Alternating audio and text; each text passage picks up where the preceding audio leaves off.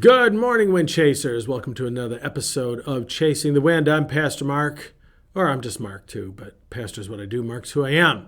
Anyway, hey, this last week was this last Sunday it was crazy. I thought I was back in Kansas, Dorothy. I mean, I did.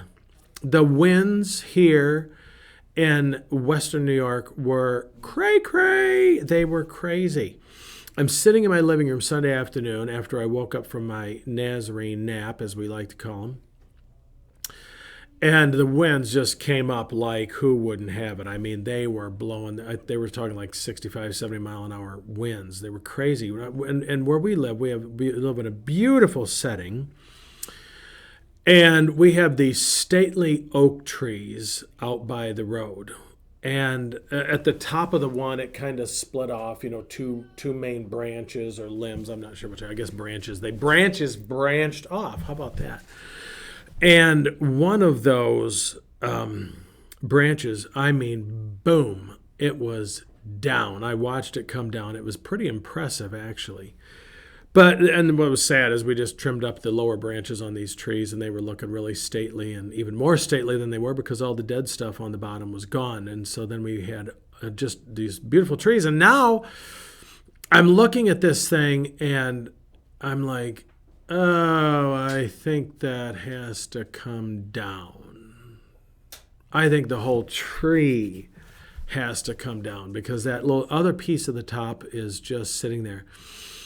So I'm sitting here thinking about this, and I'm like, Holy Spirit, what are you telling me about this tree? Several things come to my mind, and I'll let you ponder this through the week. You can leave some comments below, wherever you want, and maybe the Holy Spirit's talking to you about this. Maybe you've seen it. I don't know, but I looked at this tree, and I'm like, this tree's going to have to come down because that other top piece is going to come down, and it's going to look, it's probably rotting. For an oak tree to lose the top up there, either they're really strong winds or the tree has some issues.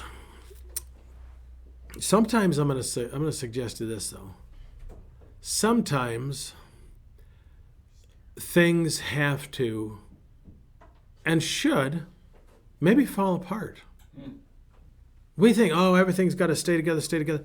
Sometimes things fall apart, and they have to fall apart so that we can be moved to a better place. God sometimes takes the good things away from us so that we can have better things or better situations or better opportunities. I'm not just talking about things here. I'm using that word as, the one thing pastors are never supposed to use. I have 3 things to teach you. No. There's no thing.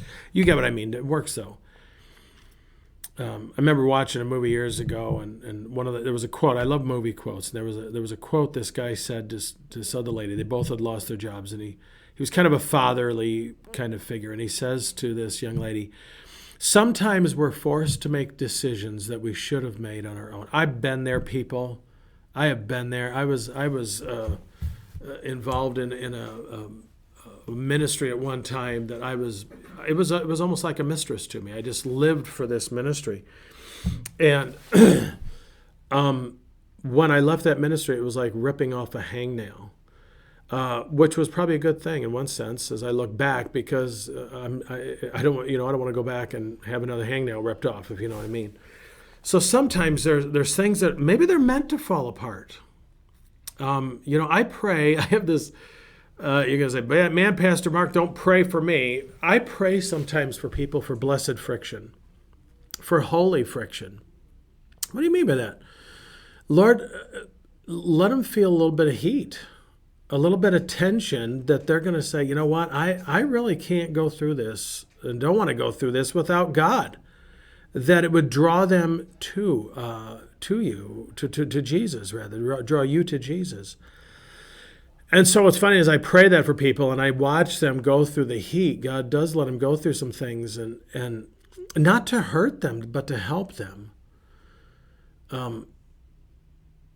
Sometimes, maybe that old tree, it was time for that tree to go. I think about some of the churches we read about that Paul wrote to, Ephesus and Philippi and Corinth,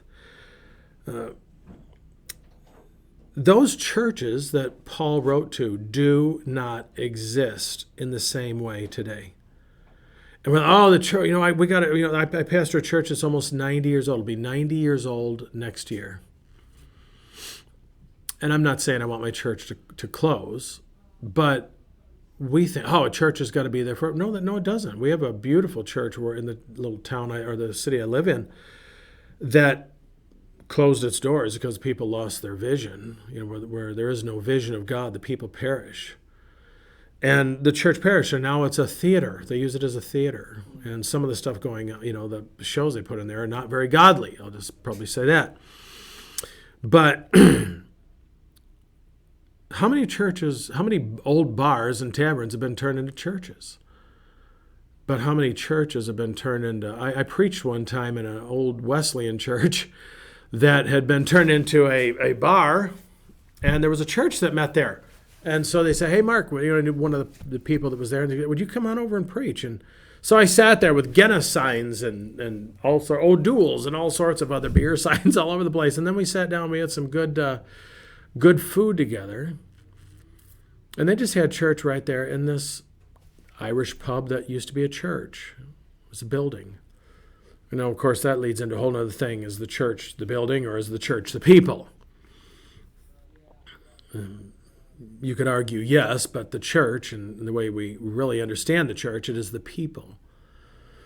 We're in a day now where we may not be meeting in our buildings as the church any less the church because of it. No, they might be more the church because of it. Now I'm treading on thin ice there. Here's the deal. There are times when things have to come down. Maybe that's what's happened with the church, people, is the church has been brought down. The meeting in the building has been brought down. The way we've done things has been brought down. And maybe it's to help us realize what's really important. We're now in a place where our holidays are being shut down. Probably you may not have met for Thanksgiving, and you're up in the air about what's going to be happening for Christmas. Maybe it makes us appreciate it more. Maybe it makes me appreciate more the other oak trees along the road there. Maybe it makes me appreciate the power of the wind. To not just cool me off, to warm me up with a warm breeze or a cool breeze, but maybe sometimes to remind me that sometimes the wind, the Holy Spirit, remember we're chasing the wind here, that it means we're chasing after the Holy Spirit, the breath, the wind. Sometimes the Holy Spirit has to come and knock some things out of my life. That man, that hurts. And then he says, yeah, we're going to bring the whole thing down and make room for something else. Oh, man, I did not know this was going to go this way today. Maybe I'm preaching to myself. I'm not preaching, really. I don't think I've gotten to the point of preaching. Maybe I am. Doesn't matter. Maybe the Holy Spirit's speaking to me right now and just telling me, you know what, Mark, there's some things I'm going to be taking out of your life. Oh, man, I do not. Well, I'm going to stop right here. Turn that off. I don't want to hear it anymore.